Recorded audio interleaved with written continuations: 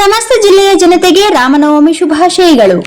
ರಾಮ ಮಂತ್ರವ ಜಪಿಸೋ ಹೇ ಮನುಜ, ರಾಮ ಮಂತ್ರವ ಜಪಿಸೋ ಹೇ ಮನುಜ. ಆ ಮಂತ್ರ ಈ ಮಂತ್ರ ಜಪಿಸಿ ಕೆಡಲು ಬೇಡ, ಆ ಮಂತ್ರ ಈ ಮಂತ್ರ. ಸಮಸ್ತ ಜಿಲ್ಲೆಯ ಜನತೆಗೆ ರಾಮನವಮಿ ಶುಭಾಶಯಗಳು. ವಿಶ್ವಕ್ಕೆ ಪುರುಷೋತ್ತಮನಾದ ಶ್ರೀರಾಮನ ನಡೆ, ನುಡಿ, ಧೈರ್ಯ, ಸಾಹಸ, ಶೌರ್ಯವು ನಮಗೆಲ್ಲ ಉತ್ತಮ ಕೆಲಸಕ್ಕೆ ಮುನ್ನಡೆಯಾಗಬೇಕು.